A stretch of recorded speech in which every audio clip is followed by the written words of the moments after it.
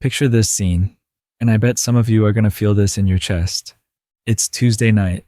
Sarah is in the kitchen, again, doing dishes that aren't hers. The sink is full of his coffee mugs from the past 3 days. She's not just washing dishes. She's scrubbing away her frustration, her exhaustion, her feeling of being completely invisible in her own relationship. Meanwhile, Mike is in the living room, scrolling through his phone, completely unaware that every clink of those dishes is like a timer counting down to their next big fight. He thinks everything's fine. She thinks he doesn't care about anything. And here's the thing. They're both right, and they're both completely wrong. What I'm about to share with you today is going to flip everything you think you know about relationship conflict on its head. Because that fight they're about to have, it's not really about the dishes. It never was. There's this Carl Jung quote that really hits deep. We meet ourselves time and again in 1,000 disguises on the path of life, and nowhere is this more vivid than in love. So let me tell you what happens next in Sarah and Mike's story, because I've seen this play out literally thousands of times. Sarah finally can't take it anymore. She turns around, dish towel in hand, and says, "Do you ever plan on helping, or should I just accept that I'm your personal cleaning service?" Mike looks up, genuinely confused. "I was gonna do them later. Why are you always so angry about everything?" And boom, there it is. The same fight they've had 100 times before. But here's what's really happening. And this is where it gets fascinating from a psychological perspective. Sarah isn't really angry about dishes. She's drowning in the feeling that she's invisible, that her efforts don't matter, that she's carrying the emotional weight of their entire relationship alone. Every dirty mug represents every birthday she planned by herself, every social obligation she managed, every emotional conversation she initiated while he stayed comfortably numb. Mike isn't really confused about chores. He's terrified that nothing he does will ever be enough. Every criticism feels like proof that he's fundamentally flawed, that he's failing at the one job that matters most, making his partner happy. So he shuts down, which makes her feel more invisible, which makes her more critical, which makes him shut down more. It's like they're trapped in this psychological dance where both of their deepest fears are triggering each other over and over again. And listen, I get it. I've been Mike in this scenario. I've been Sarah too. We all have our version of the dirty dishes fight. Maybe for you it's about money or sex or how much time you spend on your phone or whose family you visit for holidays. But the pattern is almost always the same. There's this concept in Jungian psychology that most people have never heard of, but once you understand it, it'll change how you see every relationship conflict for the rest of your life. It's called projection. Basically, we don't see people as they actually are. We see them through the lens of our own unhealed wounds, our own fears, our own unmet needs from childhood. We're essentially walking around with these invisible glasses that distort everything our partner does. Let me give you a real example. Jessica grew up with a mother who was emotionally unavailable. Mom was always busy, always had something more important to do than really listen to Jessica's feelings. So Jessica learned to be hyper-independent, to never ask for help, to just handle everything herself. Fast forward 20 years. Jessica is married to David, who's actually a really caring guy. But whenever David gets quiet or seems distracted, Jessica doesn't see David. She sees her mother. She sees abandonment. She sees confirmation that she's not worth paying attention to. So she starts criticizing David for being emotionally absent when really he was just tired from work. But now David feels attacked, which reminds him of his own childhood with a critical father. So he withdraws even more, which confirms Jessica's worst fears. You see how this works? They're not even fighting with each other anymore. They're fighting with ghosts from their past. This is what Carl Jung means when he says we meet ourselves over and over again in our relationships. We attract partners who will trigger our deepest wounds, not because the universe is cruel, but because those wounds are trying to heal. The problem is, we usually don't realize that's what's happening. As Jung said, the most dangerous psychological mistake is projecting our shadow onto others. This is the root of nearly all conflicts. Recognizing this, we realize the other isn't causing our suffering, but revealing it. Okay, let's talk about something that makes people really uncomfortable: physical and emotional intimacy in relationships. Here's a scenario I hear about constantly. She says, "We never talk anymore.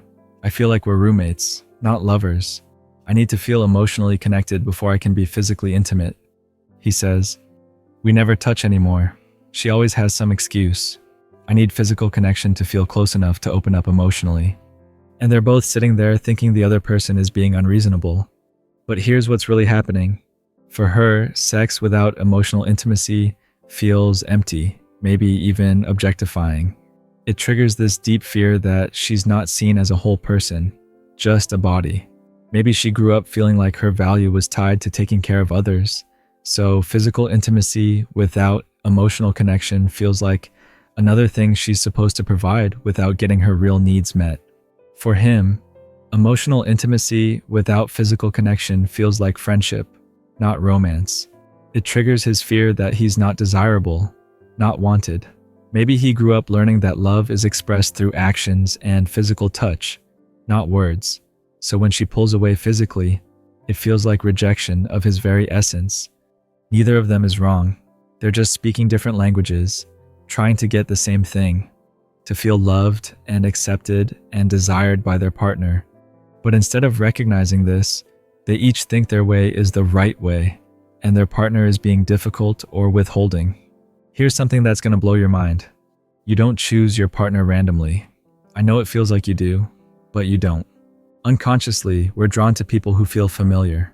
And familiar doesn't mean comfortable. It means they trigger the same emotional patterns we learned in childhood. If you grew up with a parent who was loving but inconsistent, sometimes available, sometimes completely checked out, you're probably going to be attracted to partners who are a little unpredictable. Part of you will always be trying to win the love that felt just out of reach when you were 7 years old. If you grew up feeling like you had to be perfect to be loved, you're probably going to attract partners who are critical, or you'll become the critical one yourself, trying to make them perfect so you can finally feel safe. If you grew up feeling abandoned or neglected, you might choose partners who are emotionally unavailable, and then spend years trying to get them to choose you the way you wish your parents had. It's like we're all walking around with these invisible templates of what love looks like, based on our earliest experiences, and we keep trying to rewrite the story, to get it right this time. The problem is, you can't heal a childhood wound through your adult relationship. Your partner can't be the parent you needed. They can't fill the holes that were created before you even met them. But most of us don't realize we're trying to do this. We just know that something feels off, that we're not getting what we need, that love feels harder than it should. Now, here's where this gets really interesting. Most people think conflict is the enemy of relationships. Like, if you're fighting, something's wrong. If you were truly compatible, everything would be smooth and easy. But that's completely backwards. Conflict isn't the problem. It's the solution trying to emerge. Every fight is your psyche's way of saying, "Hey, there's something unhealed here that needs attention." Every trigger is pointing you toward a part of yourself that's ready to grow. Think about it like this. You know how a fever isn't actually the sickness? It's your body's way of fighting off the infection. Relationship conflict is the same thing. It's not the disease. It's the cure trying to happen.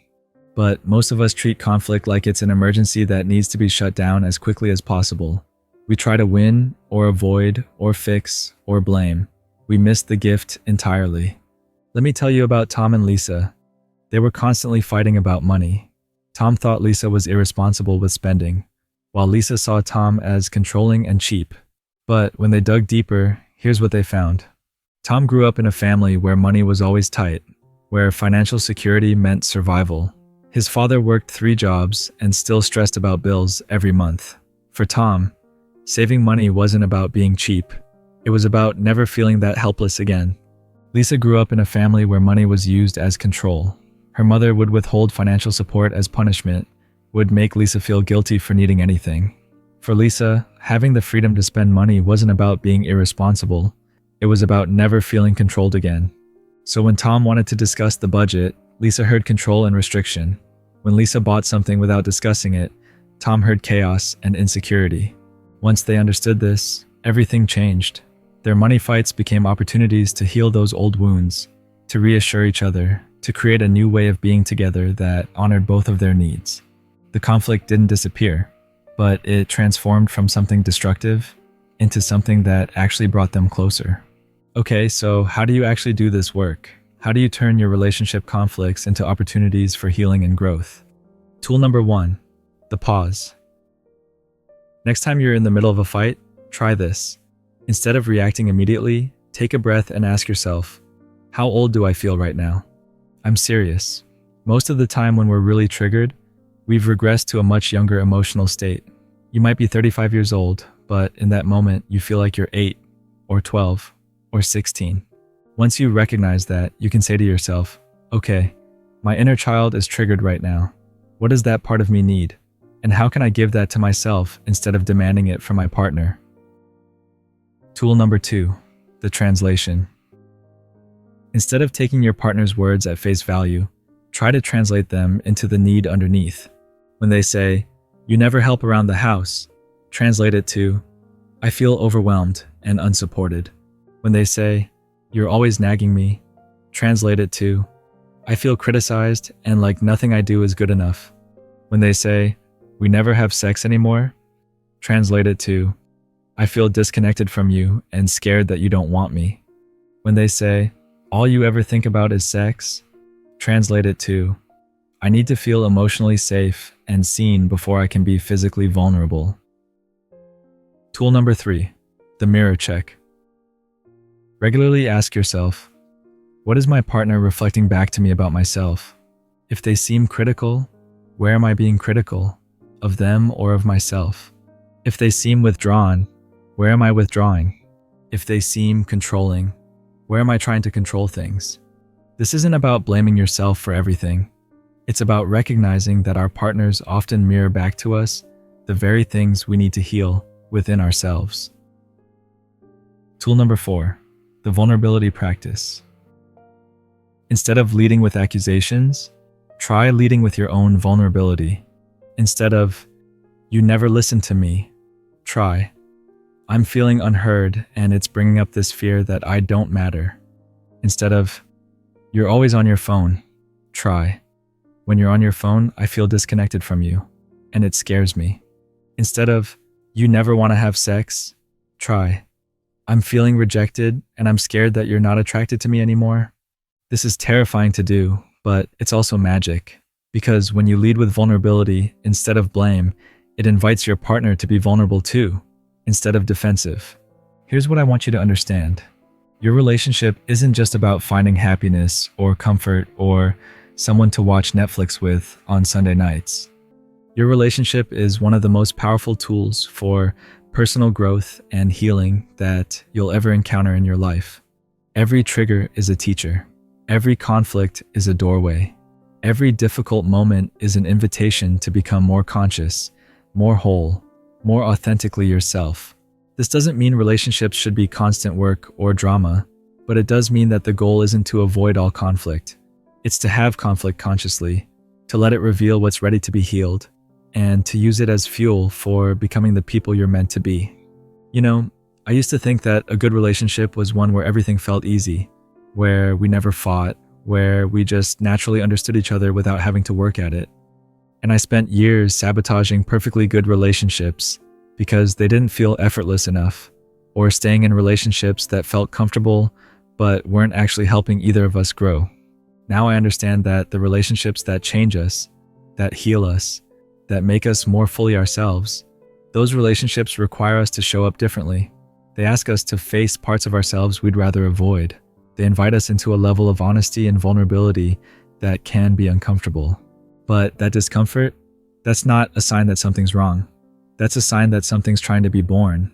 So the next time you find yourself in the middle of that familiar fight, whether it's about dishes or money or sex or whose turn it is to take out the trash, I want you to remember this. You're not just fighting about the surface thing. You're both trying to heal something much deeper. You're both trying to feel safe and loved and seen and valued. Your partner isn't your enemy. They're not trying to make your life difficult. They're just a wounded human, like you, trying to figure out how to love and be loved. And that fight you're having, it's not a sign that your relationship is broken. It might just be a sign that it's ready to transform into something more real, more honest, more healing than what you had before. The question isn't whether you'll have conflict in your relationship. The question is, Will you let that conflict teach you something about yourself? Will you let it guide you toward becoming more conscious, more compassionate, more whole? Because at the end of the day, that's what love is really about. Not finding someone who completes you, but finding someone who inspires you to complete yourself. Remember this truth from Carl Jung. Until you make the unconscious conscious, it will direct your life and you'll call it fate. Your relationship is like an alchemical vessel. Allow it to reveal your shadows, reclaim your projections, and guide you toward wholeness. If this resonated with you, I'd love to hear about it in the comments. What's one pattern you've noticed in your own relationships? What's one thing you're ready to look at more honestly? And if you found this helpful, definitely subscribe because we're going to keep exploring these deeper psychological patterns that show up in love, in family, in friendship, in all of our relationships. Remember, you're not alone in this work. We're all just walking each other home. I'll see you in the next one.